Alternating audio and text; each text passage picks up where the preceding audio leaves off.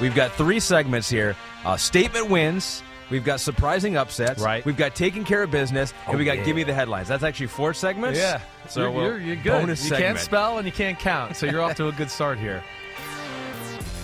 Oh, yeah, baby. What's up? It's Chris Sims. It's Chris Sims Unbuttoned. Ahmed Fareed is here. He has an extra button unbuttoned today to counter my top button buttonness. You're right. Right? He can't count. He's just figuring out how to spell as we go. Did you realize, literally, though, I kind of wanted to, did you really realize, 2 things with the T-shirt that I wore the other night? Illegal gambleizing. Yes. Yeah. Illegal gambleizing. Great gift you gave me. Thank you. You were questioning the spelling to start. I was. Yeah, right. Which was just valid question. So when you did it the first time and then you didn't really realize maybe you spelt it the wrong way or the way you wanted to? I printed one out, did not iron it on. Right. It was misspelled. Okay. And then I did it again because I was like, all right, I think this is right. And I'm still not convinced that the way I did it is wrong. I don't know if it is either. It's just debatable. It's debatable. It's debatable. Certainly debatable. Definitely debatable, yes. And then the other thing I noticed as I was putting it on the other day, which I'm going to continue to wear from time to time, is I was a little off-centered. Just a little bit. Yeah. It was just a little left of center. When I put it on, I was like, wait. Then I realized, I was like, oh, wait, it's just a little off-center. That's all it's going to do. It's one of a kind. It's a work in custom-made. progress. It's custom-made. It's a work in progress. Yes. Yeah. Yes, it's I don't artwork. quite know how to do that yet because I got to put it on this ironing machine. Oh, Morgan on the pod here. Morgan on the pod. There she is. So you all know that's what she looks like right there. Chris came in with a low computer charge. Right. And so we're having to plug in, and we have no plug that's nearby. And we didn't make it yet. Oh, no. Morgan will come We're back almost again. there. We'll see Morgan again. We need with the extension cord. more cable. But you got enough. What? You got what percent are you at right now? With sleep-wise? No. Oh, percentage? Computer. Oh, yeah. I was talking about my total energy. I'm at 16%. You think I can make that through the... What about your body? What's your body at right I'm now? at 17%. No, I'm pretty good. At least I got an 8-hour night of sleep last night. Yeah. But the Sunday late pod, I was so juiced up after the pod. I had a hard time falling asleep that night. Gosh. I mean, you know me. I'm a psycho once we start talking. Yeah. I got home and, take a shower, and then I'm like, okay, it's 1 o'clock. Let's lay down. And it's just I had a hard time relaxing for a little bit. No. So that was, and then I woke up at 5:30. So how much sleep did you get? I probably only got I fell asleep at 2, I think. So about 3.5 that night. Then we had, and I do want to hit on this. Then we had Monday Night Football. Oh, God. And, of course, stayed up through that. Get up early the next day to do the show, but let alone had a hard time going to sleep that night. I was distraught about the Aaron Rodgers thing. For sure. I still am. I was on Tuesday. I was at home multiple times yesterday watching film, and my wife would walk by. I might get up for a second to take a break or drink some water or whatever, and I'd take a deep breath and go, man, I just still can't believe it. I really can't.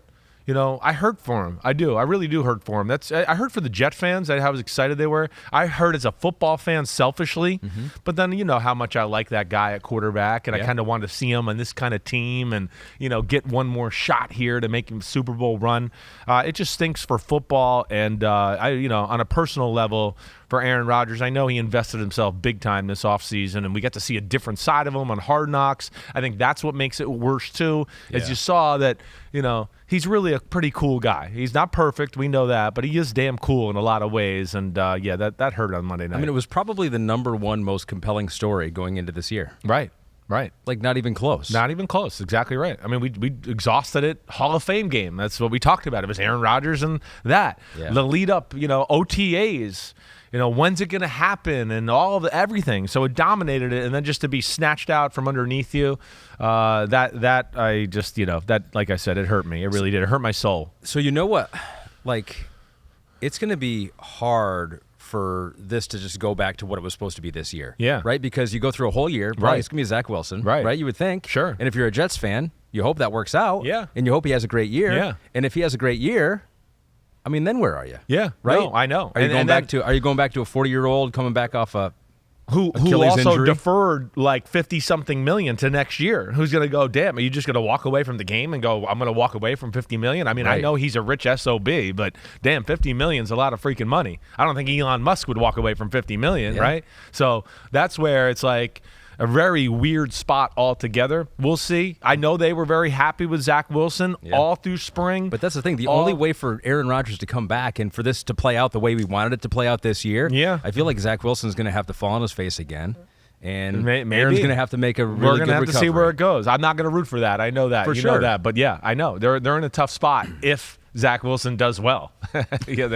Which is almost like a 49er situation from a couple of years ago with Trey Lance and Jimmy Garoppolo. A lot of different ways this all can go. I know. Strange. It is really weird. But the bottom line is just bummed out. Yeah, bummed out. I mean, come on. This week was going to be Cowboys-Jets, McCarthy versus Aaron Rodgers on their two new teams, and those two crazy defenses going against each other with good quarterback play. We've been robbed. The Jets had one of the best early season schedules in football, so we're being robbed of that a little. They're still really good. I'm not counting the Jets out here. You saw that defense. They won. They are in the category of, 49ers and Cowboys for craziest, best, most talented defense. We saw that. And, what we saw on Monday night too is our concerns and the things we talked about with the Bills are very real. It's still too much of a one-man show and not enough people helping out one guy. And I'm concerned about them going forward. And that one-man show had a hard time. Well, yeah, the one-man show lost his brain on Monday night. That's where I'd be disappointed with Josh Allen, right? He usually understands the scope of the game. It's a field goal, tough defense type game, right? The first one you can live with, the third down, which he should have ran, and then he just launched it deep. That was a little bit like, oh, come on, but okay, it's almost like a punt, right? The second one, they're in field goal range. Why are we throwing a ball down the middle of the double coverage? A field goal, I think at that time, could have put them up by 10 or something like that. But that's the kind of game it was, and he kind of lost sight of that. And then even the last interception was 3rd and 2. There were some people open underneath. There was just no need to force it there. Make Zach Wilson and the Jets show that their offense can actually beat you, on a consistent basis here. And, that was disappointing by Josh Allen. He took too much of the workman's load, and he just, I'm going to take over. I'm going to win this. He was frustrated. I think all of it kind of came to a head there. And, disappointing loss for the Bills for sure. We got a question on that. Yeah. Billy Mustafa says, what was Josh Allen seeing against the Jets? He was horrible, but it also looked like everything was so difficult, especially down the field. Feel like no favors were done by the play calling or route concepts. Well, they still can't run the ball. Yeah. And you got to be able to run the ball a little bit when you play a team that's got that many good pass rushers and people like that. So that's an issue. They can't protect forever because it's one of the best pass rushers in football. And it's a very well-coached defense. We've talked about this a lot. It's rooted in Seattle's scheme, but they have little versions of it and little different wrinkles of how they do things. So they're one of the best match zone teams in the league as far as, hey, you're here, I've got you in man-to-man, but as soon as you leave here, I pass you off to the next guy, and that guy's awesome at picking it up, and they know what teams are trying to do to beat them, so they're that great. That's one of the benefits of them being simple that way. When you're simple and you don't have a ton of defenses, they know what offenses are always trying to do to screw them over, right? They're very aware of that. I've had these conversations with them.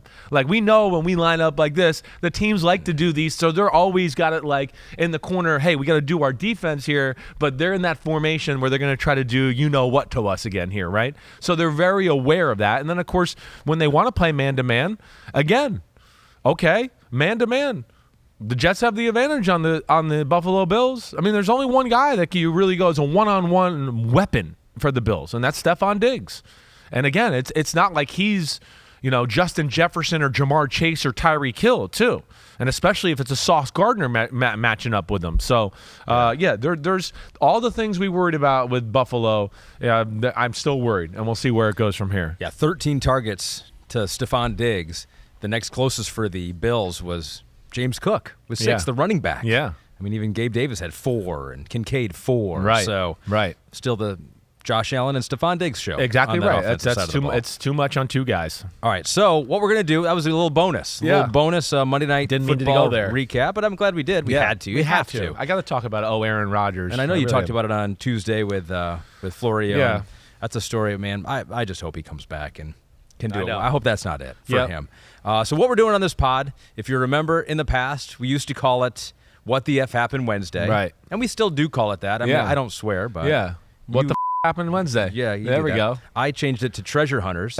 And not that it's treasure hunters, but it's treasure hunter. Yeah. Chris Sims goes into the film, which is what we're doing again this year. You're going into the film. Well, you help me out a little. I try to poke you. You lead me there. You're like, I'm the treasure. Yeah, I'm doing most of the heavy digging. You're holding the light under the ground, like why I'm digging. You go, hold on, come over here. I need the flashlight. I think I see something. Can you look up the stats? Pete and I are holding the light for you.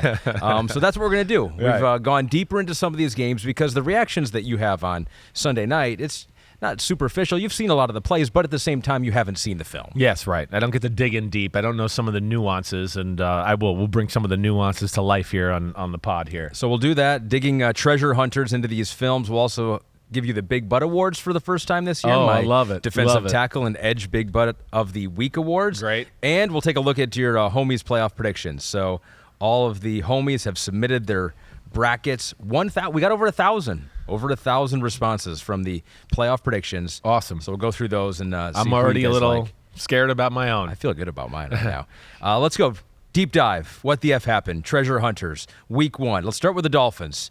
Offense against the Chargers. A great game back and forth. Miami won 36-34. We got Hupala Hutch. Yeah. Says to you, how did Mike McDaniel and Tua pick apart a Chargers defense that gave them so much trouble last year? How did they adjust? Yeah, it's they adjusted for sure. Now, here's the one thing they did right off the bat that they're amazing. They were already good at this, but it went to another level in this football game. And this is the first thing that made it hard on the Chargers. The amount of motion and shift before the snaps, okay? That, I do think, simplified a little bit the Chargers. You know, when you're trying to call, like, hey, we want to play cover 2 to this side and quarters to another side, and all of a sudden the formation's totally changed, right? And then you go, wait, we didn't want to play quarters to that side now with all these kind of people because it's a whole different group of plays they get to, right? So you have to be careful. And the Dolphins, here was the most amazing thing. I mean, McDaniel, banner statement, I think is the most creative offensive coordinator in football, not named Kyle Shanahan. I would throw him right there in that list. He's the first one I've seen from Kyle, from that coaching tree where I go, he got a lot of Kyle in him. And then because of some of the toys he's got, he's added some things that I don't even see Kyle do, right? He's added his own splash and flavor to it. I love it.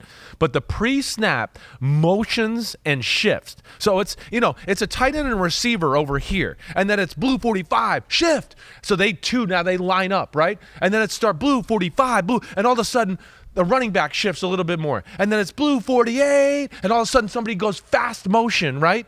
And then, so you're like, wait, they were in a totally different formation. They shifted to another formation. In the middle of the count, they kind of did another little mini shift and moved somewhere else. Then they say set hut, and everybody goes a different way, right? So that, to me, is the biggest thing they did a little bit early on, where the shifts, the motions, the pre and post that moment, and the diversion is unreal. And then what I mean by the post-snap, so there we go, that was all pre-snap stuff. Then they say set hut, and okay, so Tyreek Hill's flown over this way. They say set hut. The running back runs across the formation. He fakes it to him. There's 2 pulling linemen going that way. And then he pulls the ball and drops back and then throws the ball somewhere else. So, and then linebackers are all over the place. They're following the run game and the pulling linebackers. And then, oh no, they turn around and they're like, what? Tyreek Hill, the fastest human on earth, just ran behind me, right? And that's the first just baseline thing that they are brilliant at. Brilliant. So and the Dolphins can handle it. They don't mess it up. I mean, that would be the worry, right? You got all this pre-snap movement, you got assignments, and just like you jack it up. They didn't. There was I think a false start or 2 here or there. Yeah. Tua did fumble a few little exchanges and had a fumble, but yeah, for the most part, they were clean with it. You can tell they've been working on it. It's something that is going to be a part of their DNA. So that would be the first thing that I would tell you that made things hard on them. Then what happened was the Dolphins, and I'll give McDaniel a lot of credit here, was patient with the run early on in the game. The Chargers tried to play 2 deep safeties, right? 2 deep safeties, and they found different ways. They went, okay, you want to play 2 deep? Well, we're going to outnumber you in the run. They're going to do that.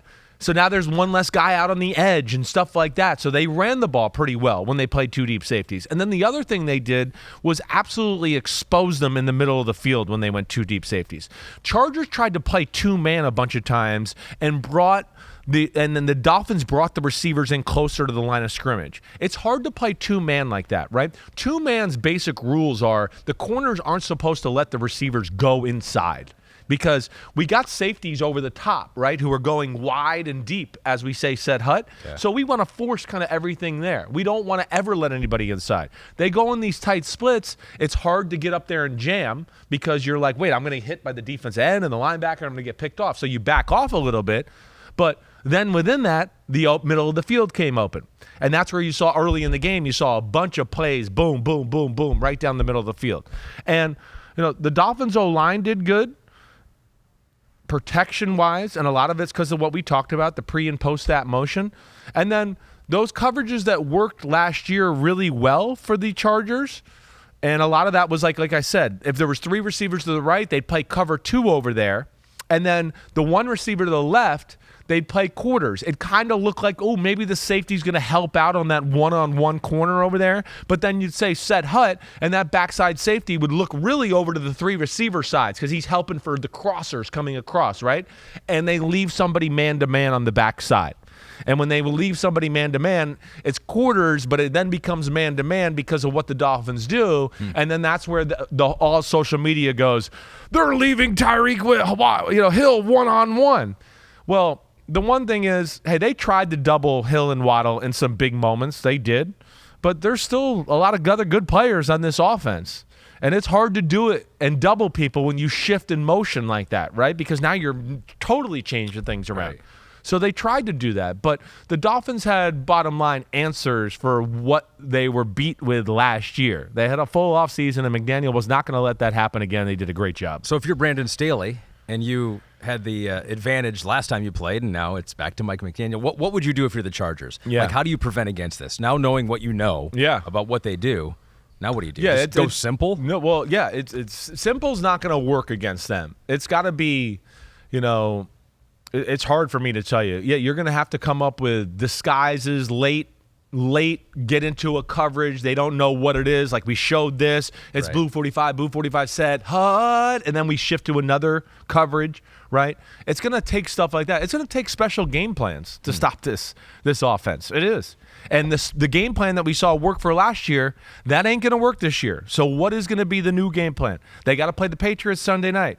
The Sunday night, and I know we'll talk about it again, the Patriots are going to show some people how to play the Philadelphia Eagles, but what they did last night, maybe they're the team that shows you how to play the Miami Dolphins this year. That can be something to look forward to here. But even with some of those coverages I talked about too, where it was like cover 2 to the 3 receiver side, they didn't just go, okay, we'll play one-on-one ball on the backside. Tua made some great throws against that. But the other thing they did is they exposed that cover 2 side. And they found ways to kind of like, hey, that safety wants to get that high and wide. Let's sit some people down shallow and then throw somebody behind them, but underneath that deep safety, and there was nobody in those areas. So they really found the voided areas through creative game plan, pass design. And the Dolphins are, just unbelievably fast and fun to watch. Well, that's the dangerous thing, right? You have an extremely talented team and talented roster, and now you have a you're scheme smarter than most other teams. That's when greatness happens, is when you have talent plus an offensive coordinator who's acting like, we're not that talented. I need to help these guys out, right? And that's when you go, oh my gosh, that's become special. Dolphins had 9.5 yards per play when using motion last week. That was the second highest was the 49ers at 6.4. So they blew everyone away. I don't know why people are doing what these two are doing. I don't really get it. And what I really think is a lot of people don't really get what they're accomplishing with a lot of it. They can't figure it out quite yet. Yeah. They're on a little different level as far as that department is concerned. It's like you can move guys around and shift, but maybe you're not stressing out the defense. You got to know what you're doing it. You got to know why you're doing it and what you're doing it against and what's the reasoning for it, right? Like McDaniel and Shanahan have reasons for it. They're going, wait, we're motioning and shifting this, and then, saying set hut and doing something, and we're tactically putting pressure on a scheme that we know you're about to play, and we're going to expose it. And that's where they're really good. A lot of other teams, yes, just do it, and they go, look at this, we're doing this, but there's not really a rhyme or a reason. It's just window dressing.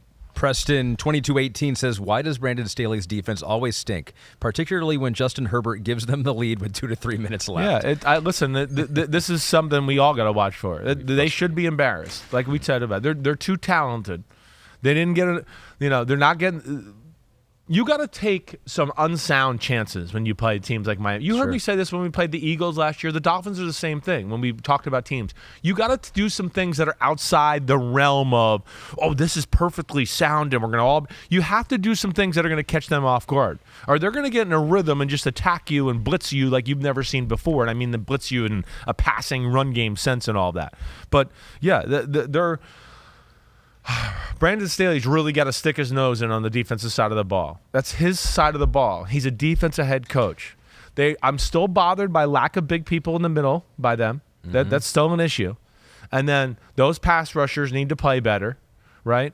And, of course, they all need to play a little bit better. The secondary kind of got, ripped up too. J.C. Jackson, I know people want to jump on him and all that, but damn, he was putting in some tough spots too. I mean, he wasn't his best, don't get me wrong, but he's putting some spots where I want to go, listen, there's nobody in football that's going to capitalize in that department, and especially against those, two guys that got 7 rockets up their ass in Waddle and Hill. Chargers at the Titans coming up this week. So a little bit easier test. Those weapons not quite as good with the Tennessee Titans. The Dolphins at the Patriots, you mentioned it, Sunday Night Football. So you do think that Bill's going to have some things, going to be able to figure out how to counter some of this motion? I do. One, they're a better coach on the defensive side of the ball, right? They have, to me, this is one of the keys. You got to have some big people against these teams because it frees other people up, right? Like the two-gapping you've heard us talk about so much, right? Those big people allow, okay, you got 2 gaps now. Now this guy can he's watching your back, but he's also can watch over here too because we can trust that you big fuckers up front will mosh pit it up a little bit. So that's where they have an advantage, let alone, yeah, their scheme and their attack is better than the Chargers. Yeah. And that's where I do give them a chance on that side of the ball to make things interesting. Bill Belichick and the Patriots really could do something that we can go, wow, we've never seen that before, because that's exactly what they did last week, according to Tony Romo. Did you hear about this? Which one? The Patriots. Yeah, I know. Taking on the Eagles. I don't know what it was exactly, but Lockdown CB noted it too. He goes, what was the defensive coverage the Patriots were showing that Tony Romo said he had never seen before? Did you see anything on film as we transition to the Eagles taking on the Patriots? Patriots doing a good job of slowing down the Eagles. They did. Maybe a little rust. Maybe they should play in the preseason, is what Nick Sirianni said. Well, 100%. I mean, what's one thing we said that Sunday night? We saw all the teams that didn't play in the preseason for the most part did not look very good. Yeah. Now, some of them won. I know that. But, yeah, the ones that didn't play, it showed. It looked like, you watch Joe Burrow, you watch Lamar Jackson, those offenses, you go, yeah, looks like a team that didn't play much, right? They look rusty. So, for real, same with the Eagles. I think I know the play you're talking about. And I think he's talking about they had a blitz cover 0 play where, usually when everybody blitzes, okay, and this is going to be a thing for the Eagles. This is what the Chiefs showed everybody last year. Blitz the Eagles a little bit. The Eagles do. Jalen Hurts, they don't have the greatest plan to stop the blitz. That showed up again in this. They were blitzed, and I think the Patriots, after a few times doing it, go, they don't have a great plan. Let's keep doing it. We'll tactically every now and then sprinkle this in and give them problems. But I think the play he's talking about, and I think I actually heard him say this, it was cover 0, and he threw a shallow cross. The Eagles were on the right of the screen going left. And they usually cover 0 is man-to-man across the board, right? With no free safety. You know that. The listeners of our podcast, the homies, you know that. But they have some rules where it's like, wait, if my guy, I'm man-to-man, and he just flies across the middle, I'm not going to try to chase him. We'll pass it off because that means somebody else is coming into my area.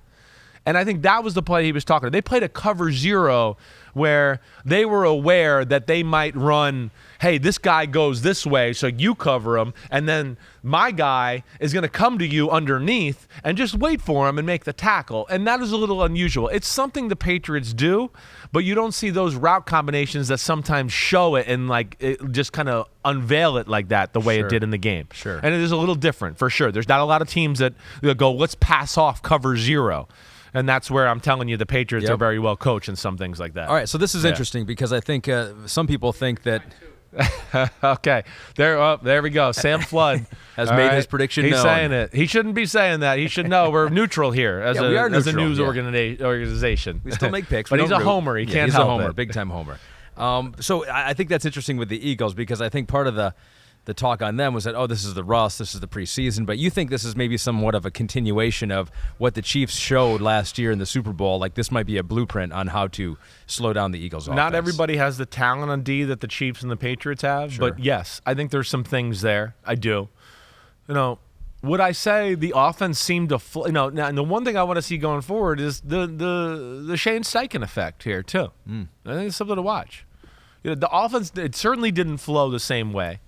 I didn't feel like, me, it's not about always it has to be the most creative thing, but it's about tying plays together, right? That's where Sirianni's special and in Shane Steichen, where it would be like, oh, here's this play and here's this play, and then, oh, here's this play. No, it's not that play. It's something that looks just like that, but it's a little different, and now we've gashed you for 25 yards.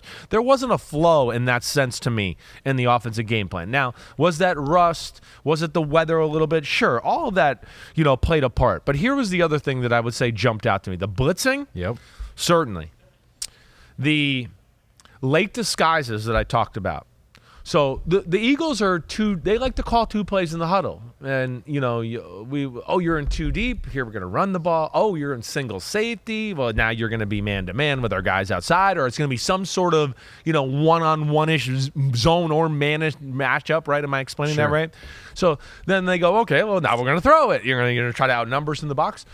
New England was very good at toying with that, where it's too deep, set, hut, the ball's being snapped, oh, it's single safety. So now they're in a two-deep play, but it's a single safety play on defense. And now, okay, they thought they were going to be running the ball with advantage in the numbers, and now they don't have the advantage. And it's, oh, man, now the run game doesn't work. Or it was the opposite, right? Single safety, let's get to the pass play. Oh, now it's too deep, right? So there was some of that. Then also, what they did, too, a great job of, is played single safety, showed it, knowing they were going to go into a pass with that. And within that single safety, they were very quick to get back to their zones, right? There's little calls and things you have to say where, hey, we're going to play, cover 3, but we want to play quick drop off of it. We don't want you to, fill into the hole so strong. Susie says hut, it's cover 3, but we want to get out into a certain area. So that's where they did really well, too. They played with the Eagles that way. And then on top of that, like I just said about, them playing the Dolphins, they have some big people that allow them to, again, mess with the fronts. And the other thing they did, we talked about the Chiefs in the Super Bowl, you got to create some chaos against them. If it's like chalkboard stuff, the Eagles are going to win. They're too good. So you got to do some things to go, wait, they might not have prepared for this, and this is going to make things hard. So, wait, let's put two guys in the A-gap. One guy drops back. Oh, they tried to pull and do this, but our guy in the A-gap kind of messed up the puller. Now he's deeper in the backfield. He doesn't get to the right guy, and we get a 1-yard run gain instead of it being, 15 yards like we see the Eagles do so often. I mean, they really limited their explosive plays. The longest run they had was 16 yards. Kenneth Gainwell, the longest pass was 23 yards to A.J. Brown. Devontae Smith, his longest catch was 13 yards. Exactly right. There were no big plays. They got good corners. They played off for the most part, off with various techniques, right? And so sometimes it's 3 deep, but they might say, let's say, lock the back corner. So it's 3 deep, so now the safety knows I can cheat to the front corner. That corner plays off with his back to the sideline, so he sees the quarterback, and now he's backing off, so you can't make a big throw down the field or anything like that. The safety's cheating over that way. And then the corner on the other side, he all of a sudden gets inside, and now it's like, okay, you can't really go inside on me, so if you don't have a go route or an out route, you're going to be in trouble here trying to get open. Yeah. And so they did things like that. They gave various techniques on the outside, even though they played a ton of single safety defenses, to where the Eagles can never just be like, okay, a single safety man, let's get to these plays. It was never like, okay, it looks like a single safety man, but is it man? I don't know. Said hut. Oh, no, it was 3 deep. It wasn't a single safety man. Or some sort of single safety defense, and that played with the brains of the Eagles, and of course them being a little rusty on top of that, I think was added to it. Cryptic Beagle 6 says to us, watching live seemed like Jalen Hurts really struggled to read the Patriots defense. Seemed to be a combination of lack of preseason reps, Hurts not taking the next step at reading defenses, and the Patriots defense being the real deal. What are your thoughts? Now, we've moved on as a podcast. Last year we ripped on Tua. We don't do that anymore because he's just throwing for too many yards. Jalen Hurts, we did it last year. Yeah, Tua played great. Yeah, Tua. Hey, Tua. Just kidding. We're great. Not moving on. Yeah, if the tape warrants it. Yeah, right. No, Tua made some dicey decisions in that one too. I mean, he should have. And we talked about it on Sunday. There were some plays more out there to be had. Yeah. Jalen Hurts is the thing we're all going to watch for. Jalen Hurts is awesome. I know that. Am I ready to anoint him top 5 quarterback in football? No, I'm not. I'm sorry. I'm different that way, and that's just the way it is. What's funny is you're not different though. A lot of people have come out and said it. I know. It's like he's in the 7 to 10 range. Everybody's for a lot of exactly people right. out there. The ESPN thing with NFL executives, they all put him there. I know there's a ton of people that know football that have all put him in that area. But either way, he's really good. The thing I'll come back to, and the thing that you heard me say last year, and what I know in the offseason with teams that played Philly, that I talked to coaches and everything, is, hey, he's really awesome. We know that. But when you can get him to play traditional quarterback way, there's still some things there that need work, and that's what all teams are trying to do with the Eagles. Because when the quarterback run game and the run game start to work, you're just totally screwed.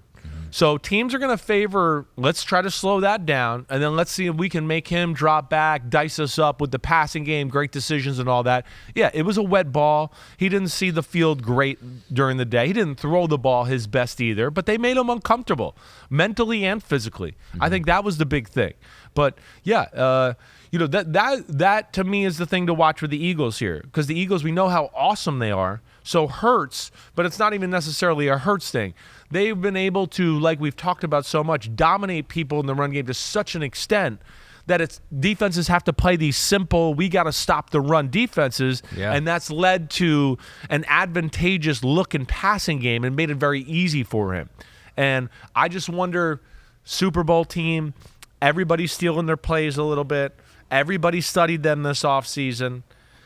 They're going to need some new wrinkles, is what I'm saying. Yeah. I wonder if we're going to see that as we go forward. I don't know if that's going to matter this week against the Vikings defense, but we'll see. Well, I almost am wondering if Miles Sanders is a bigger loss than we were giving him credit for. Not that he's one of the top running backs out there, and I think he definitely benefited from the Steelers and everything that was around. But, I mean, do you think that running game will be as dynamic as it was last year? They do have Swift, but he got 1 carry for 3 yards. I still think it's going to be a damn good running game. Like I said, I think they played a really good defense there. They're pretty stacked, and they got a little bit of everything. So, yeah, I still expect it to be one of the best in football. I was surprised Swift didn't get a few more carries and everything there. But one of the things I wrote in my thing, the Patriots are good at defending RPOs. So that was kind of taken away during the game. That's one thing they love to do, right? And they're good at the RPOs. Why? Because they play Josh Allen and the Bills, who do a ton of it, and, of course, the Dolphins, who are the kings of the RPOs. So they know how to kind of defend that. And the other thing I wrote, the Pats kind of scared the Eagles away from the run game with some of those looks I talked about. They kept playing these run defenses going, you'll check to the pass play, and then say set hut, and they all dropped out, right? A little bit of that going on too, to where I don't think the Eagles, and then the Eagles O-line, they didn't play a ton, if any. Some of them I think played, some didn't, whatever. So they don't think they were on their A game either. And it is a new offensive coordinator. And I'm sure, does a new way of calling plays and an outlook. So there's some things to watch for the Eagles. We know they're still going to be awesome, though. Yeah, what do you expect against the Vikings tomorrow, Thursday Night Football? So it was last year on Monday Night Football, the Eagles torched the Vikings. Yeah, it was 24-7, wasn't even really that close, if I remember correctly. What do you think? Do you think they get right? That offense shows a little bit more? I do. I just don't see, the one thing I'll say is B. Flo, the D coordinator of the Minnesota Vikings, of course, is from New England. So he's going to look at the film and go, wait, I know these calls. I know how they're coaching this. This is what they're doing. But, of course, because of that, the Eagles on Monday worked on, hey, wait, usually when you Monday and you lose a game, you might go on the field and do a little walkthrough on the plays you didn't execute the right way to kind of go, wait, hey, these teams are going to start doing this to us, so now we need to figure out how we're going to do this, right? So they're going to be a little ready for that as well. And the Vikings are not nearly as talented as the Patriots on defense. So, will they have some good schematical things? Sure. But I think that the Eagles will get back on track. Are the Vikings really going to start 0-2? Is that what they're going to do? I think so. I mean, well, we talked about it. It was a miracle last year. And I think you and I both agree that they were the 3rd best roster in their division. I'm certainly not going to put them in front of your Lions or the Packers. I'm not the roster. No way. So we'll see, but that'll be fun to watch Thursday night. And maybe the Packers are going up in some people's eyes who are not sitting at this desk because they look pretty good against the Bears. 38-20 was the final score. The Jordan Love era has begun. You got a pretty good look at Jordan Love because the quarterback is pretty obvious just from watching the TV version. But was there anything else on the tape version that Jordan Love did that stood out to you? Yeah, I really actually ended up watching both sides of the ball here in this game. I did. Just there was a few where I went above and beyond of what we actually said we were going to do. Which is what you always do. Well, I can't help it because then I'm like, well, shit, I got to watch the other side. Let me see what Justin Fields and the defense looked like, right? So I'm a psycho. All right, did you have a Mac Jones take on the offense for the Patriots that we went by or no? No, no. So that I did. I went through that, but that was quick, right? Yeah. It was. Matt Jones played pretty good football. Okay. He was under pressure. He made a lot of good decisions and throws. They couldn't run the ball a lick. Right. That game came down to we were kind of on with that Sunday night. They blew the game with the 2 turnovers. They outplayed Philly. They really did. I'm not saying they're better than Philly, but on week 1, they outplayed them. And if they don't make those mistakes there, then I go, you take those 2 away. I go, the rest of the game, the Patriots won the game. But I go, if what, candy and butt and whatever else they say there. I don't think that's quite it, but it's close. Some butts and candies and nuts or something like that. But okay, back to our game. And S. Muldoon 16 says, how much of the Packers offense has changed with Jordan Love at quarterback? The thing I will say, and what they're going to be more of a 12 team. Which they kind of were last year, but they, between Degura and, Musgrave and Kraft, like they want to do that. They have more runs. That was the one thing that schematically I looked at and said, this is where they've changed. There is more versatility in their run game. What a better way to go, let's take some pressure off our young quarterback. Let's be an awesome running football team, right? Yeah. Their O-line's legit. Those 2 running backs look as good as I've ever seen them. Good. A.J. Dillon lost weight. Okay. So he looks a step faster to me. His numbers were terrible. Well, I know they were. He didn't, but he still looked good. Okay. Aaron Jones looked phenomenal. He looked great. Yes, phenomenal. And, but run game, I liked the design of what they did, and they gave some looks to where I went, ooh, that's going to make some defenses think and everything else. And then where else it's different, I think, is, they were smart early on. They were very careful with Jordan Love. Ran the ball, screens. They weren't going to let him get off to a bad start and that be the reason they were in the hole, right? Right. But the thing that I look at it differently is they're going to attack down the field more. They're not going to ask him to be Rodgers. And, we always talk about, quick game, right? Quick game, fast passes, all that. Fast, quick passes can be really hard for a young quarterback because it's like you got to make the decision now. And the window's like, it was there and it's gone. He was there, it was gone, right? And that takes a skilled thing. Like Tom Brady hated 3-step drop game. The Patriots didn't run the 3-step drop pass game because he didn't like it. He thought it had took too quick of decisions and the 6-yard jamming in there wasn't worth the riskiness of it, right? Mm-hmm. So they didn't do like what we saw the Jets come out with Aaron Rodgers, which I was a little disappointed they came out that way with like empty personnel. Our O-line has got questions pass blocking, and they ran these basic like all slants or everybody's slanting one guy in the flat. And Buffalo's like, we saw this on the first day of OTAs. Like we're good against this play, right? So those plays can be tough, is my point. So they did more, hey, let's run the ball. Let's play action. And when we throw the ball, let's spread the field out a little bit. Somebody going deep, somebody in the intermediate, somebody short, and let it, spread itself out so Jordan Love can see. And where I found it, down the field and chunk throws kind of outside the numbers were, I think, something that, you've heard me complain about Aaron Rodgers when he was in Green Bay the last few years, he wasn't taking some of those throws and things.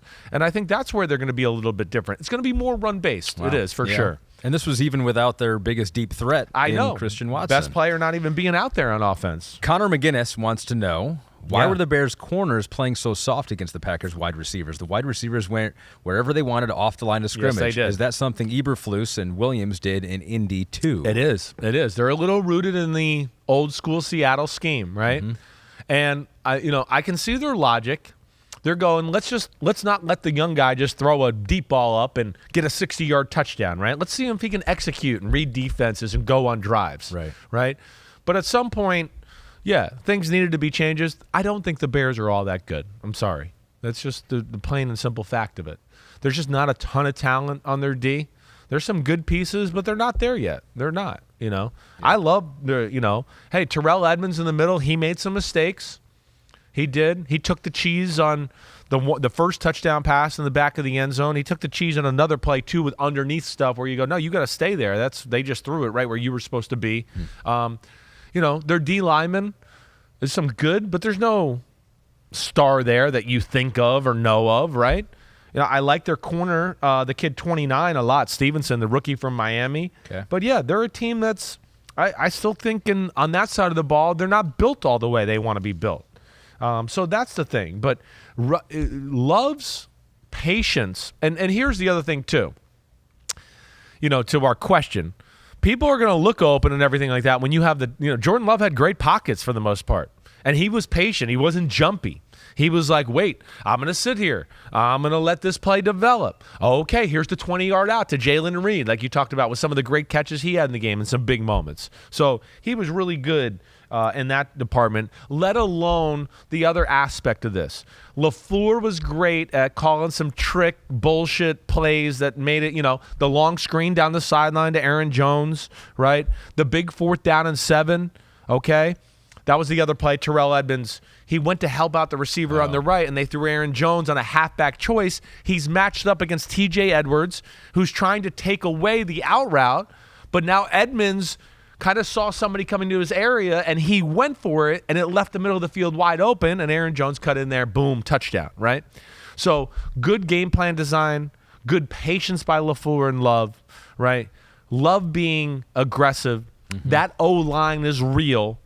And then, Ahmed, their D's real. I mean, their D's real. Some of those young guys have turned the corner. They're playing at a different speed. Don't get scary and pee your pants for your Detroit Lions, Get a okay? little scared. I know. No, but they were good. And they set up Jordan Love in that offense with some great field position. That was my last piece of the puzzle there. Who are we talking about? Devontae Wyatt, Quay Walker. They were different guys than last year. It's like you could see the lights went on, the bright lights in their brain, how to play NFL football, right? Van Ness lining up at defensive end. Rashawn Gary, who didn't even play a lot, when he got in, you went, whoo, there's Rashawn Gary. He looks good, okay? So they're deep. They're talented. They got a little of everything. And you could tell they got a little chippiness on them. They were, the Bears weren't going to run the ball that well. They were all over Justin Fields in the pass game. The Bears offense still feels like it's managing Justin Fields. I'm sorry. It's year 3. But just as I watch it, I was one of the first things I wrote. I said, still feels like they are managing Fields in year 3, And then, Justin Fields, still lacks a feel within the pocket and seeing things downfield. And I mean this like, hey, his throwing it's better. It is. He made some nice throws in the game. But where it gets me sometimes is, one, I could tell by the plays they're calling. They don't trust him all the way.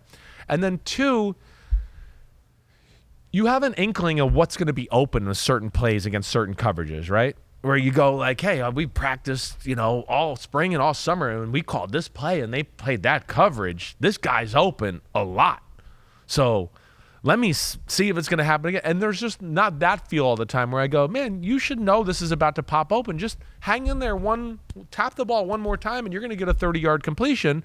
Instead, it's already, wait, I'm looking to run or get the ball out of my hand to somebody underneath, and that's a little disappointing to me too. Yeah, Prohibition Riot wanted to know, was it Justin Fields, the O-line, the coaching, the biggest reason for the Bears being a giant suckfest? I'll throw another one in there too. Sure, go ahead. Because you see some video out there of Chase Claypool not looking real good. Well, yeah. Does he have options? That's what worries me about them. That they're going to get frustrated. They got some dudes in Mooney and Claypool, and because they can't spread the ball around and the pass game is so simple, that it's like they can only showcase DJ Moore. And I think these guys are going to get a little frustrated as the year goes on. Like we always talked about with like receivers don't want to play, with Lamar and all that. Well, this offense is having some strugglesville in the pass game. And guys like Chase Claypool are like, what the f***, I'm a freak of nature and I can't get the ball. And then that's going to lead to, a little sour pussing and whatever else. And then now he's not emotionally in the game the way he should be. Doesn't block the way. I'm not trying to make excuses, but that's what worries me about that. But, yeah, I mean, even another guy I want to shout out to on the Packers, Colby Wooden. We talked about him in the draft process from Auburn, number 96. Another young guy in their D lineman that just pops. So, yeah, I like the look of the Packers. You got that. And the other thing, you like the Packers more after week 1 than you did before week 1. Yeah, I do. And of course, Jordan Love's going to be the thing we got to continue to watch. But everything is pointing on the up and up on both sides of the ball. And, yeah, Justin Fields, it's still more patience in the pocket, more of a feel for what might be open. And when he does scramble, keep your eyes open a little bit. That's the other thing, too. We see a lot of great scramblers like Jalen Hurts. He's an amazing scrambler. He keeps his eyes down the field. Same with Mahomes. So even though they're attacking the line of scrimmage, you're dicey about, I want to come up and tackle them because they might throw a laser by you for 40 yards. So that gets a little scary that way. Fields, when he decides to scramble, it's like he's running. He's going to run. That's it. And he misses some opportunities for some guys down the field a little bit within that, too. Yeah, because that could be so dangerous, exactly. right? If he's about to take off. Because he is such a threat with his legs. He's unreal. Some of the escapes he had in the game, you're like, how the did he get out of that? And he got a first down. He is unreal that way. But, yeah, like we've talked about, there's a little work here to be done in the pass game. We got Packers at the Falcons coming up. That's going to be a good game. How's that Falcons D going to do against the Packers offense? I know. Well, I mean, I didn't watch that game on film, but I like that Falcons D. They got a little bit of everything for sure, and they made life hard on Bryce Young and the Panthers. That's a sneaky, really good matchup this Sunday. And you got Bears at Buccaneers, so we'll see if Justin Fields and that offense can figure things out against a really good Bucs defense. Exactly right. It's a tough test. So there's some things to watch there. That Bucs D, like you're saying, it's real. The D-line's good. The linebackers are good. They got some good damn corners and good safeties. They got it all. So that'll be a tough test for that Bears offense. All right, so you feel better about the Packers than maybe you did after the preseason. The Bengals, it probably feels a little bit of the opposite, although they did this to us last year. They did. It was like week 1 was a stinker. Yep. I go, are we too high on the Bengals? And it turns out we weren't. Yeah. Cleveland beats the Bengals 24-3 was the final here. Elton Puka says, hello, Chris. Big fan of the pod. Thank you, Elton. Bengals pass catchers versus the Browns had by far the least amount of separation, while Patriots pass catchers versus the Eagles had by far the most. They were the most wide open. How can you explain all this? Yeah. So, what'd you see here? Well, because of scheme. This is something you've heard me argue for years with the Patriots. Whenever people are always like, Tom Brady did it with all these, without a superstar receiver. And I would go, well, the numbers say they were the most wide open receivers in football, like his whole career. Because they know what plays and how to coach and, they're going to play this and we're going to call that play. And it's great if they run that coverage the way it's supposed to be run because this play that up, right? That's not what you've heard me complain about the Bengals in this department. This is not where they're the best at, let alone basic football premises. This. Your dad was a high school football coach. One team was hungrier and playing harder. That was jumped off the film from the get-go. Wow. The Browns played with a chip and we're like, screw you, we're going to win this game. The Bengals came into the game like, hey, we're cool with the Bengals. We've been in the AFC Championship 2 games in a row. This will just work out our way. And they're elves, and so we really don't need to try that hard. So there was one team that out-hit, out-physicaled, out-hustled. That was on both sides of the ball, right? The Bengals' D was not bad. Don't get me wrong. They played hard, and they were everywhere. But what I would say on that side of the ball is the Browns' offense matched that intensity. On the other side, with the Bengals O against the Browns D, absolutely not. First off, Bengals O-line wasn't good. That's the first thing, okay? They were not. I mean, Burrow was under pressure. They couldn't run the ball. Death, taxes, and the Bengals offensive line. Right? It's like, what is it? Is this just every year? They got to wait till like November until they kind of get it together a little? It's just like it's a little frustrating that way. Okay, so that would be the first thing I talk to you about. I'm going to sound like I'm beating a dead horse. Is that the right thing? To beat a dead horse? If you've said it before and you're about to say it again. Yeah, but I think that's a real saying, right? Well, it definitely is. Yeah. Okay, good. All right. Yeah. I wouldn't know if I was butchering two sayings together. It does sound like one of those that you made up, but that is a real saying. Yeah. Well, they were beating a dead horse, not butchering him, right? Yeah. And like But that's your deal. I'm saying this. You're saying they butchered him. They butchered him. They butchered a jet horse, and they made that thing glue. Okay, and then not that that's funny, but it's just but it's funny. Okay. Either way, what I'm trying to say here is something you've heard me say a ton. The Bengals offense, see, it's just too basic. It's too basic. I wish we could show film of what they did. Like, here we go. Tight end, 2 receivers to the right. Jamar Chase to the left. Here's the play. Jamar Chase runs a 6-yard hitch route and turns around. The tight end runs a 5-yard out route. The slot man runs a 5-yard out route. The guy way on the outside runs a go route. Whoop-de-do. That is the first play that's put in OTAs by every offense. You know, whatever. Why stick? Whatever. Depends what system you're in, right? It's like, come on. The Browns have seen that 9 million times through OTAs, let alone the first 2 weeks. And every time the second and third string offense got in, they ran that play in training camp, right? I mean, so some of these plays, and Jim Schwartz, who's been around forever, knows the West Coast offense. He's going, well, if they're going to run the basic West Coast shit, they might as well make me the old coordinator. I can do this. Double slant to one side, slant flat to the other side. Things I used to make fun of with like Aaron Rodgers and Mike McCarthy and go, oh my gosh, how do you defend that? Okay? So giving them, unlike we talked about the Dolphins or the 49ers, giving their team no schematical advantage. Just going, you got to beat that guy, and Joe, you got to throw it perfect. That's hard to do that against, 1, a good defense, 2, when it's wet and rainy. So now you're just, hey, Joe, throw bullseyes all game in the really tight coverage. I know it's a monsoon out here, but it's okay. That's just not realistic. And then the corners for Cleveland played good. I mean, Denzel Ward and Newsome are real. So if they play like that and that D-line plays like that, JOK in the middle looked really good. See, where we always talk about the Bengals, right? They're good once they get to week 5 and 6 because, the plays are simple, but their breakdowns of the 4 previous games, they start to get a feel for what teams play. Maybe it's part of their master plan. It is part of their master. It is kind of what they do. So that's why I don't panic. Yeah. But it's also why I go, it's why you don't win week 1. It's just too basic and simple for a team that's got talent, and you're not giving the motions or the shifts or anything creative to give Jamar Chase or T. Higgins anything to get going. You think we're just going to line up and just go, hey, Jamar Chase, run a go route. You'll get open against Denzel Ward. No, Denzel Ward's kind of good, right?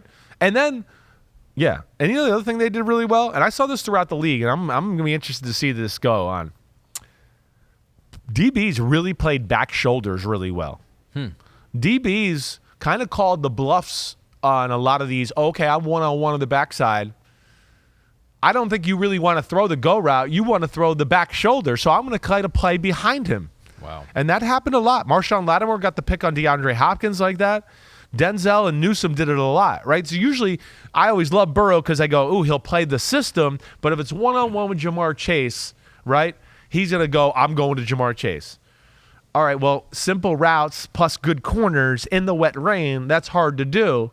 And they knew what to expect a little bit. So those were some of the issues for the Bengals altogether. There's a question that Coach Magnet has that I had too. Yeah. Burrow Bengals performance, how much was Joey's calf still hindering him? As you can see, he was still limping slightly when he arrived at the stadium. Yeah. So, what was it? Do you think Joe looked like Joe? Like, Joe, the throwing and all that, he's a machine mechanically, right? So he's perfect. It's hard to gauge the movement just because it was sloppy and wet and he had people around him and he took way too many hits for your franchise. He did. I don't think it affected him. I think where it affected him is just not seeing the field as well and not being on his A game through lack of reps, right? But I didn't – this was more about Bengals simpleness and a Browns team that's well-coached, has energy. They know the poker's on their ass this year to play good or these coaches are in trouble. Yeah. And then they got – I think maybe I undervalued their talent even. I'll say that to myself a little bit. And historically, as the numbers show, the Browns have figured out the Cincinnati Bengals, and even defensive coordinators it's crazy. changed. I know. It is. Burrow's now 1-5 versus the Cleveland Browns. But it goes back to there's not a lot to figure out. And if you got some Jimmies and the Joes, you can figure out the X's and O's with them. And that's where they're tough. And then they could go, wait, the way your O-line's playing, we don't need to put extra people in the box and start worrying about that, and we can help out. And like I said, if those DBs got a good jam and they went, okay, now the go route's going to be tough, they played for the back shoulder and all of that, they just physically kind of whooped the Bengals, and the Bengals just didn't answer that intensity, especially on that side of the ball. Chris Cootie, doubling back for us, Bengals O-line problems, is it systemic, or based on individual capabilities? So I'm looking at the PFF grades. Yeah, because I felt like they all took turns getting their ass whooped a little bit. So it was nobody perfect. Orlando Brown, their newcomer, was their highest graded lineman, but not good. Not great. He got pushed back a lot. Grade for them, which is pretty average. It couldn't have been great. He gave up 3 pressures. The middle didn't do well, right? Karras was behind him. Karras was below, yeah. Let me see. Jonah Williams was their lowest graded. Oh, actually, no. Alex Kappa. Alex Kappa was, okay. And then you got I thought Cordell the middle Volson. was the biggest issue. Which one? The middle. The 3 guys in the middle were more of a problem. Not that the tackles played great, like you're saying. I think you're right. But the 3 guys in the middle, it was constant getting beat or getting pushed back into Joe's face. So that's another one, though. We're ready. We're rested, right? But you're not ready for the intensity of week 1. I know you practice against your own defense, but it's still not as intense as it's week 1 and Myles Garrett's pissed off and you called their team a bunch of elves and now they have a different intensity. Nobody on your team reached that level of intensity in practice. Yeah. Nobody. Yeah. And that's hard to replicate that. And see, that's where they kind of got punched in the mouth. I'm like, what? Whoa, it's a real football game? I mean, that's kind of what it looked like. Yeah, note to other players out there, do not call your opponent elves, because it's derogatory. It'll fire them up, and you just remember it. Yeah. Right? The other team's going to remember that. Definitely. Like, if you just call them, trash or garbage, whatever, it's like you've heard that before. Yeah, right. But if you get called an elf, you're going personal. You're not going forgetting on the fan that. base. You're going to the organization. You're going to the culture, everything. That just sticks in your brain. You're not going to forget that. Yeah, no doubt. An elf? Yes, exactly right. Plus, your fan base is going to let you forget about it. You're like, I'm not that short. And you go and you measure yourself again. You go, I'm pretty big. So the Bengals now got to get right against the Ravens. Yeah. I mean, tough sledding. Pete puts in here, Burrow won't start with 2 bad games like last year, right? I don't know about that. Again, what's scary to me is, like I said, they got to find a few things to just jumpstart the offense. It can't just be we're going to run our stuff and we'll figure out how they're playing us as the game goes on, and then we'll do that. It's too tough that way. Their defense, to hit on that side of the ball, they played really good. They did. They just got worn down. I mean, they were on the field every 3rd play, every 4th play, right? I mean, it was 3 plays and out for the Bengals, punt it off. 3 plays and out, punt it off. 3 plays and out, punt it off. I mean, that's what it was. So they got worn down, and then plus that as we saw, that Browns O-line's good, and Nick Chubb is still one of the best, if not the best running back in football, right? Watson adds a few runs to that. I'll say this too. Here's my other thing that I definitely. I didn't watch this side of the ball as closely as the other side of the ball, right? I just watched it to get a feel for what happened. Deshaun Watson, I don't know if this was because of the rain, but he was throwing the ball like a baseball, which concerned me. If you go back and watch the game and watch some clips, watch the highlights. He is throwing the ball and bending at the waist like a pitcher. Literally throwing the ball, and after the pitcher releases, right, and is bent over, he's like that on a number of throws. So totally off on his mechanics. And that's why he threw some balls into the ground against them and lost control of the ball. His motion was so violent, over the top. It's hard to be consistent. Now, I don't know if that was because he couldn't hold the ball and it was wet a little bit and he was just trying to figure it out there, but that was a little concerning. I was concerned that Jack Conklin got hurt at right tackle. Don't be. The mother over there is a beast. What's his damn name? Big fucker from Ohio State? Yes, it's DeJuan Jones, right? That's what it is? Yep. DeJuan Jones. Yeah. Yep, good job, Pete. He was great. He goes back to my theory of I got to stop over-evaluating he didn't, is that not quite great feet. He's just a giant man that now learned a little technique in the NFL, and nobody can get around him. Yeah. And he moves people. He's Mekhi Becton. 6'8", 375. It's insane. Kendricks, not Kendricks, I'm blanking. I got so many damn Hubbard and Hendrickson. Sorry, Hendrickson. I knew it was a Drix somewhere. Hendrickson. I'm telling you, they hit him a few times and they looked at him like, "Fuck this, you're too big." Like literally, like it is unbelievable. So they're gonna be okay there.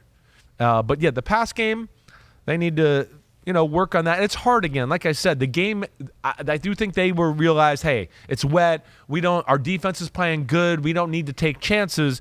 But certainly Deshaun didn't throw the ball as well as I've seen him throw the ball. The Browns are at the Steelers this week now, so we'll see what they can do in this one, because the Steelers looked not very good against maybe the best team in the NFL, though. Right. And then have some injuries on top of it now. Deontay Johnson's going to be out for significant time. Cam Hayward got groin surgery.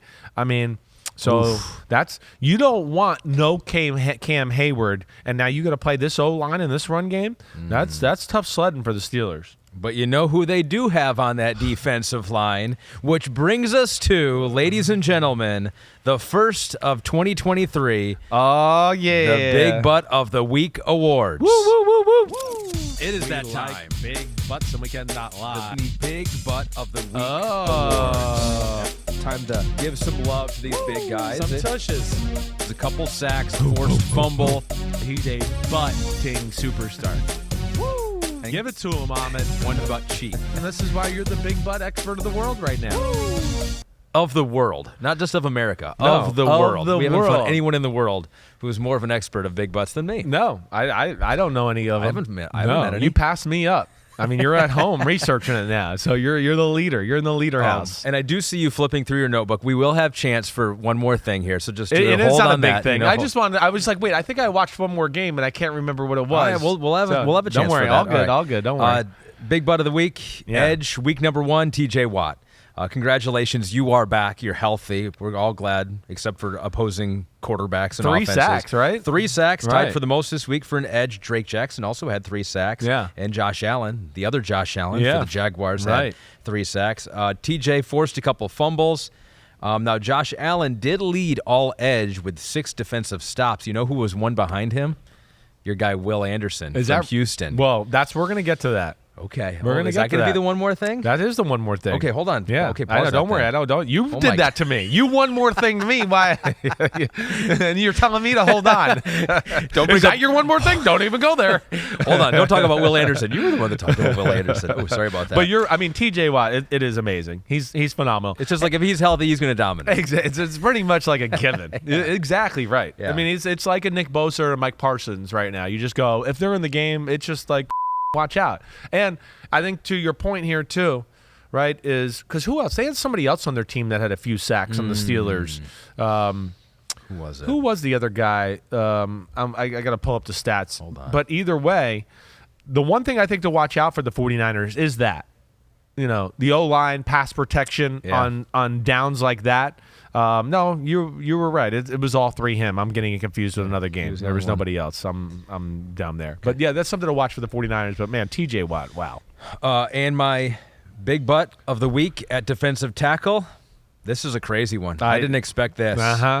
I mean, I guess I should have after watching the college and you film. should get ready for him for like a whole bunch of other ones this year. Congratulations to the rookie in career game number 1, Jalen Carter of the Eagles. 7 quarterback hurries. That was 3 more than any other defensive tackle this week. Also had a sack. He dominated when he played. He has popped all preseason, like to the point where I know we laughed one week when he played 3 plays because 2 of them he got in the backfield, and they're like, "That's good. Get him out of the game. That's it. He's awesome." He's one of these rare guys that's just going to come into the league and be awesome. Like, it doesn't happen always, right? Especially a D tackle. But I think we're seeing a guy that's, And he fell to 9. He's a right? star. Wasn't he 9 in the draft? He was 9. The Eagles traded up from 10 to 9 to make sure they got him because they were a little scared. I think somebody else might jump him. I mean, he's instantly like a $20 million player. He, as we said during the time, right? And I think we laughed because I've said, like, this is the best defensive defensive tackle I've seen. I think I said that like 3 of the last 4 years, right? Yeah. But we said at the time, he was the number 1 pick in the draft. He was the number 1 pick in the draft. The off-the-field car accident, all that kind of stuff really hurt him. And then he was a little out of shape for his pro day, right? Because he had been dealing with a bunch of crap. And that scared everybody. And then there was one or two stories that, he might have done this at college or whatever, like stuff that I don't even give a damn. The guy's going to be a superstar. If he stays healthy, he's a superstar. It's amazing. It's amazing. The best line you had on him was in college watching the tape. You're like, I didn't know if I was watching the game film or his highlight reel. Exactly right. That's what it looked like. It was like, wait, hold on. Did I click on like good plays by Jalen Carter, or am I watching? Yeah. Nope. This is the real game. This is the first 10 plays, and he's just everywhere. He's the new age Warren Sapp. That's what I've told people. He's the new. He's evolution of Warren Sapp, like 30 years later into evolution, where it's this. I'm explosive, and I'm weirdly strong for not being like 340 or 345. I'm 305 or 310, but I'm strong like I'm 380. Right? It's like that. And then it's this ability to bend and flexible and be in these weird positions where you're like, is he made of rubber? I mean, that's where it's really phenomenal. All right, now it is time in the pod for the Columbo airing on Peacock. One more thing of the week. Do we have that? Kristen, do we have that? I feel there it is. There it is. What's up? That. Streaming on Peacock. What up, Columbo? Yep, that's right. Look, he's got his hand on his head. He's like, this fucking guy. He's got one more thing again. Like, I thought we were wrapping up. The one more thing is just that, the Ravens offense didn't look like they were. Mm-hmm. They looked like they didn't play it all preseason. Yep. Their best thing is the run game. Now, they're hurt up front, right? That's going to be scary. And with J.K. Dobbins, now they're hurt. Exactly right. And Tyler Linderbaum got hurt, and Ronnie Stanley got hurt. So they got some little issues there. That stinks because they did look good. But they need to continue to play through that as this pass game develops, okay? The offense had more looks. It did. It did have a different look altogether, all right, as far as the passing game. And the thing on top of that is the Texans D. I got to give them credit. I do. First off, Will Anderson looks really good, right? And as I've always said, if I'm wrong, I'm going to tell you I was wrong.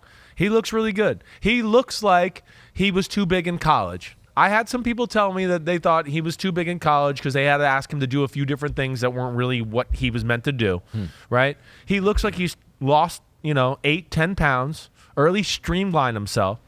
Phenomenal off that. Him and Jonathan Greenard, the other DN they have, they're beasts. They're quietly a very good combo. And then this is the other thing, too. As far as the pass offense, and we hit on Sunday, Zay Flowers was phenomenal. I mean, the best offensive player in that game was Zay Flowers. He's borderline untackable. It's kind of like he's like to the point where I'm like, dude, just go down. Something he thinks he's gonna like get out of every jam and break a tackle, and I'm gonna break this guy's ankle and then reaccelerate and stop and spin and then break, and then just a few times where I'm gonna go, you're gonna get hurt. Just go down sometimes. But the Texans, and where I really respect D'Amico Ryans, they're so good at playing their little match zones. And it's a tough test for an offense when you haven't seen that. And it is. So, I think they called some plays and they were like, hey, it's zone, this should work, but it's like kind of going back to the Seattle scheme type of thing. They kind of know what you're going to call against them, and they're awesome at passing certain things off, and they're awesome at breaking you down to going, wait, if they play this formation, corner play like this because, this will give you the leverage on this guy to where they like to run this play, and he's going to run right into you, and you don't need, so they're really well coached from that standpoint. But yes, I was very encouraged with those two guys on the edge, and my man Will Anderson, who I know I took flack for, but damn, he looked good. And we like Will Anderson. That's the cool thing about this whole thing. And for me, it's really cool because the man. I wasn't wrong. It was like you were the one that was wrong. Yeah. I just like him too because he did a great interview with you. The person's the man. Yeah, he really is. He's the man. And yeah, if he continues like that, yeah. And you know who else is really good? Who? CJ Stroud was the best rookie quarterback after watching it. CJ Stroud. First off, the fact that they threw the ball 40 times tells you he's the most pro-ready right now. He made a ton of good throws and good decisions in that game. They couldn't run the ball. That's a good defense they played against. Their O-line's not great at pass protecting right now. And they don't have anybody that scares you at receiver. Yeah. So it's never going to look pretty, but I really like the way C.J. Stroud looked. Well, that's why I respect what you do so much because you try to take everything in context, right? You can't just look at the numbers and Because I'm looking at CJ Stroud here, and his you're top going, two targets nah. are Nico Collins. Yeah, the numbers are okay. Yeah, right. But yeah, it's Nico Collins and it's Robert Woods. Exactly. There's a reason Robert Woods is on his third team in 3 years, and he's coming off ACL injury 2 years ago, and he hasn't quite been the same. You just look at what CJ Stroud has to deal with as opposed to maybe a quarterback on the Eagles who has all those weapons to deal with. Right. Right.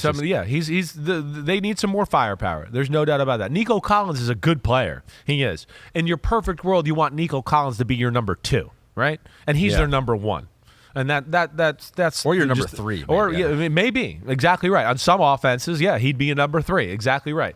But that just speaks to they don't have that guy. But either way, I like the way they looked. I thought they coached him the right way and did the right things with him on the offensive side of the ball. All right, you want to see who the homies think is going to be good and win the whole thing this year? 100. So we got 1,053 responses from the homies in our playoff predictions. Good job, Pete, getting it out there once again, compiling it all. Pete will tabulate it as we go here. Yeah. He's like a mathematician, I think. Pete did a great job. I yelled at Pete before we started the pod today for everybody out there. I yelled at him. He was talking too much, okay? Yeah, you went back and forth a little bit. Yeah, we're allowed. It's a coach-quarterback conversation. Sometimes it has to be like that. Yes, He was on the computer. He was talking too much. I wanted us to focus and get in here. And it was more awkward for me because I wasn't involved in it, so I just had to sit here. I just had to observe it and not pick a side because I never will. I can't do that. It's not personal. It's just business. It's like mom and dad going at it, and I just had to kind of like look down, pretend I didn't hear what was happening. You did. You actually did. Actually, you really did. I was like, I don't want to say anything. I don't even you just know what's sat there. happening. You didn't say anything, Mr. Non-confrontational over here. I go, oh, you guys are fighting? I didn't even notice. We've moved past it now anyway. We're good. So the most popular division champ. Yep. To the surprise of no one, the Chiefs, 91% of you guys out there picked them to win the AFC West. Not a single person picked the Raiders to win that division. Watch out, the Raiders. Like I said, the Raiders are the one team in our over-under thing and playoff predictions where I kept going to them and looking and going, I think I'm low, and they could be that team that is sneaky in the playoff picture that nobody expects. And you saw a little last week. It was a good showing by them. And truly, nobody expects them to win the division, according to our homies. No, and I still don't either. So, 88% went with the Jaguars to win the AFC South. Yep. 82% with the 49ers to win the West. Not a single person picked the Rams or the Cardinals, so the other 18% all went to the Seahawks there. Yeah. No surprise. That's not surprising. Although You're Rams, right. watch the Rams, out. woo, that's why I love McVay. Yeah. I really do. Just his teams are always chippy and feisty, and there they were going, it's 20 rookies on the roster and how good they're going to be, and they were like, you, we got something for you. And, they're always capable of matching that Seattle energy, too. Yeah. And Seattle looked like one of those teams, again, didn't play much in the preseason, and a little bit like, hey, we're really good. We're going to go out here and just handle business. And another team came in and was like, we got something to prove, and we're going to show you we're a little bit better than you think.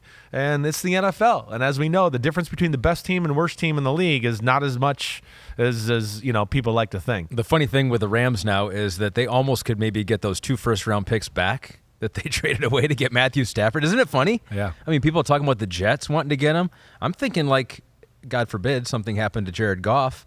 My Lions could trade those 2 first-round picks back and get Matthew Stafford back for a playoff. Imagine that. It's come full circle. Your guy is Jared Goff. I know. I'm just saying. I know. It is crazy. All aboard the Goff train. I'm crazy to see. I'm interested to see what direction this whole Rams season goes. Yeah.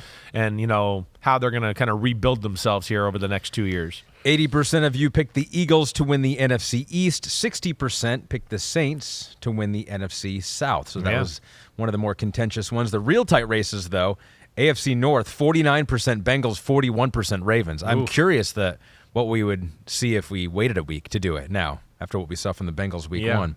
Probably be pretty 50-50 still. I would think so. You're right. It would be 50-50. Man, so the Steelers...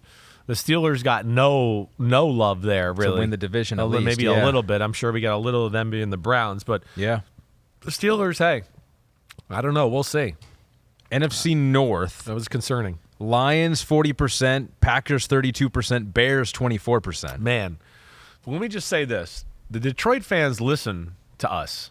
Yes. Because they just and lambasted me on the field on Thursday night. Oh, really? Oh, before the game, I had so many of them like, you took the Packers to win the division. You're wrong. You're wrong. You're wrong. That's pretty good, though. And then they were like, were those homies, you think? I hope so. They were homies, and they're not anymore. And then as they were getting ready to pick the game, they're like, who are you gonna pick, Sims? Who are you gonna pick? And I was like, I looked up at them, and they were doing it the right way. It wasn't malicious. Yeah. It was like competitive football, and they would say shit, and I'd look up, and they were like laughing, and like, so I'm cool with that. Midwestern values. It was good. It was good that way. It was just the right touch. But they were yelling at me at one point right before we get the show, and I go, I don't know. I mean, you guys keep me. Maybe I will take the Lions. And they all laughed. And it was a good crew. It really was. I enjoyed their energy in the stadium. It's going to be a fun year until it's not. But it will be a fun year. It will be a fun year. No, you guys aren't going anywhere. I can promise you that. Yep. You're not going anywhere. CJ Gardner-Johnson, by the way. Like he has reshaped the identity of that defense. Yes. And he was the guy that I wanted. He was the one guy I wanted about him. I talked about him. He's the man. First of all, you could see his energy on warm-ups. Yeah. But I talked to Dre Bly, the D coordinator, or the defensive back coach there. Yeah. And he was just like, CJ is the guy that gets the locker room stirred up every day. And he might say some things that are a little unpopular and get people riled up, even in our room, a little bit. Interesting. But you need that. Yeah. And you do need that. It can't just be peace and quiet every day. Yes, coach, blah, blah, blah. Guys like that, they bring an edge to the football team, and you see that on the field. I love having him there. Okay, AFC East, 38% Bills, 31% Dolphins, 29% Jets. Wow. I'm surprised there. I mean, I know we got a lot of homies up in Buffalo. Mm-hmm. I know that. Yeah. But you would have thought we taught the homies that, the Dolphins roster is better than the Bills. Are the Dolphins the favorite? Are the Dolphins the favorite now? Because I would imagine I think the Bills were the favorite to start the year, right? Because they were the second choice to by come out kind of of the a AFC. significant amount. Remember, we were going, damn, I can't believe it's by that much, right? So I wonder. I the thing I worry about with the Bills, they're a really good team. They're coached well. It's the same thing we've always talked about, and they didn't do a ton this offseason to get better. They got Leonard Floyd and Dalton Kincaid, and it kind of stops there, and that's tough. When we're talking about a lot of teams in that conference got a lot better. Dolphins are like a pick'em right now with the Bills to win that division. They should be. They should be ahead of them. I'm actually still shocked by that. Super Bowl, the most popular champion, the Chiefs. 20% of you out there picking them to win it all. 49ers second choice, Eagles third choice. But the 49ers have a 49% chance of reaching the Super Bowl. 49% of the people say that they're going to reach the Super Bowl. Wow, I'm surprised by that. Wait a second. So everybody's got the... Hold on. No. So the most popular champ, but he's saying the most popular team to reach the Super Bowl is the 49ers. The 49ers. Chiefs are the most popular champ. The team that's... And I guess so a lot of people have the 49ers losing the Super Bowl. Yep. And the Eagles, 32% have them making it to the Super Bowl. Right. So it is interesting. The Chiefs thing, I'm not going to lie, I'm a little concerned of what we talked about. Kadarius Toney and Kelsey got to be out there for them. That's very real. That's my big thing. Kadarius Toney, like Andy Reid said earlier in the week, the only way he's going to get better is he's got to play. He's another guy, didn't play in the preseason, didn't do anything. He was injured. I don't give a shit who you are. It's really rare to not do anything and be able to just go in the game and go, I'm awesome, right? Sure. So he has to. He is... Those other guys are good there, but they're limited in how good they can be. He can be a star. He's a freak of nature. And, of course, Kelsey. So they need them both there. If one of them is missing, their offense is going to be significantly less. And that scares me a little bit about them because, the Sky Moore, the Richie James, the way defenses play now, DBs lean on receivers. They beat them up at the line of scrimmage. These jitterbug, smaller type receivers are slowly being filtered out of football. They really are. They're being filtered out of football. With the match zones we're talking about, right? Because you can just play leverage. So now it becomes a little bit like, you got to push that guy out of the way to kind of get open. And they can't push some of these smaller jitterbug slot guys. So that's what I worry. And then, if you're small like a Sky Moore or Richie James, or I'm missing somebody else on their roster, you got to be exceptionally quick or fast. It has to be one or the other, right? It has to be. Jaylen Waddle. He's that size. But what does he got? 7 rockets up his ass, right? Yep. Right? Zay Flowers, that we talked about. He's that size. Yep. But he's got a denseness and a muscularness about him that is special, let alone the speed and the quicks are off the charts good. Yeah. So Chris that's Olave. Exactly. Guys like that. Incredible straight speed. Yeah. Exactly. There's got to be something that gives you the advantage when you're small, and that's what I worry about with some of those Chiefs guys. 71% of you had the Jets making the playoffs. I'm sorry about that. Damn. They're going to keep fighting. They're not going to be out of this thing. I mean, they weren't last year. No. Until the end. That's right. They're not out of Faded this at the thing. end, And I know Zach Wilson, and like we talked about, he had a good offseason. And it could have been the best thing that ever happened to him this offseason. And it was funny Monday night because did you see him talk about stress coming in the game? I looked at him in the helmet, and I was like, oh, my gosh. He was the last guy that thought he was going to play. Yeah. Especially that night. He's probably thinking like, yeah, I might get to play week 12 when we're up 30-0. This is going to be a great season. You could tell he was like, holy shit, I'm playing. Yeah. And like you could tell he was like, holy shit, I'm playing the whole year. Like this guy, he knew he was done. Yeah. And good for him settling in and doing some good things. Made some big throws in some big moments. And hopefully the Jets, even though their pass protection wasn't good, their run blocking was phenomenal. And if they can build on that and get a little bit better on the other department, they could still make something happen. There was no easing Breece Hall back. It's like he's back. Holy crap! He's the number one guy. Yeah. He's the number one guy. He is. So we'll track this as the season goes along. Shout out to the homies for all the participation. Now it's time to say what we're doing for the rest of the week. Big Ten Saturday night. I'll be traveling to Purdue, West Lafayette. Chris is traveling to East Lansing, Michigan. And if you wonder what we do when we go into these cities, so we were in College Park, Maryland. I was, and the whole crew. Right. Last weekend at Maryland. Here's a little snippet of what I was up to last weekend. They take a whole lot of pride in their state flag in Maryland. Why shouldn't they? It's a great design. You don't see two bigger unfurlings than the ones at Maryland Athletics events. 29 by 86 feet. Two of the biggest flags that the New England Flag and Banner Company has ever made. That's a company that's been around since the late 1800s. Ladies and gentlemen, you're about to be covered by the Maryland flag. We got it! We got it. So that was a little bit earlier. Ahmed did survive it, and he has made it back to his stanchion. I was worried the students were going to take him out, but he seems to fit in there. He's fitting right on. Yeah, absolutely. I love it, Ahmed. I love it. I'm the comic relief. Yeah, you're not. I'm the comic relief. That's all. You're adding to the energy. You're not comic relief. Right. I'm showing what it's like to be in the also student college section. kid. That's amazing, right? And like, how hard is it to hear? When you're in that, right? I couldn't hear myself. And like right? I'm screaming there. I'm like, I probably didn't need to scream, but I couldn't even hear myself Of talking. course not. I remember having to do a few openings of like Notre Dame games in the fans section and being like, I hope I'm speaking English. I can't hear myself talk. Yeah. That's not easy to do. You did really good, man, and gave a lot of information there. The Holy New crap. England flag New England and banner. flag. You went next level.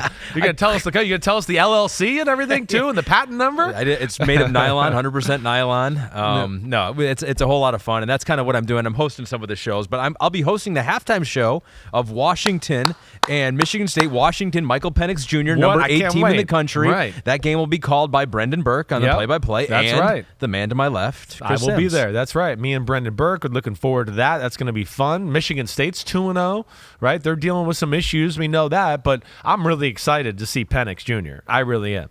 For my TV scouting, he and Caleb Williams, I believe, stand above the rest. I didn't see much of their week 2 game. This is where, like, right after this is where I go into college football mode right after we're done with this podcast. I saw week 1. He was phenomenal. He's a gifted thrower. You know, he's got good size. He's got it all. So it's gonna be fun studying him and fun watching him live. I'm a little worried. Night. You're getting too much information on some of these college guys. Your big edge has always been like you wait it out. You don't buy into the hype early on. But the fact that I'm going to get to see them in person, that's true. Don't worry. I'm not going to buy into anybody's hype. I'm getting to see it. And that's where I always will say, I know I've been wrong before, but if I get to see them in person, I like my chances. I've seen a few quarterbacks in person in my day. And you get to talk to them, too. So, exactly right. Get to talk to them, get to see the demeanor, everything about it. They got a cool offense. Yeah. Washington looks very talented on both sides of the ball. So, that'll be fun. I'm excited for it. Please tune in. Yeah. You know where to find us. Peacock, NBC, me and Ahmed Fareed, locking it down. Big Saturday night, okay? Yeah. Some people have referred to it as other things, but I won't go there. Okay? There's a sign behind me and Tirico. You know what? Big turd cock. I mean, you got to watch out for that. You know what? Any publicity is good publicity. That's right. It was like our first ever game. We were literally trying to sit apart because we were like, this sign is dangerous. Oh, you really did. That registered before it even went viral. 100%. But then, you lean in, you start talking, and somebody freeze frames it right at the right spot, and it becomes an issue. So, right. Yep. So we'll call it Peacock for now, okay? It keeps going, though. I might have to change the name, all right? Yeah. All right, everybody. Ahmed, you the man. Safe travels out to L.A. You're doing some of the Olympics, and you're flying to Purdue, and holy crap, you're just going around the whole country. We'll be big deal. back here Sunday night. Damn, just what you wanted to do. Yeah. Work all day and then have to deal with me that night. Okay. All right, everybody, be good. Enjoy the game. Say Thursday, me and Florio Picks Pod. All right, PFT PM, Chris Sims Unbuttoned collaboration. We'll be doing that. Look for that podcast release sometime Thursday afternoon. You know where to find us everywhere on social media. Make fun of me and Ahmed on TV this weekend, or just tell us how good we are. Exactly. One of the two. You can go either way there. But everybody be good. Enjoy the rest of your football week. Clap it up. Clap it up.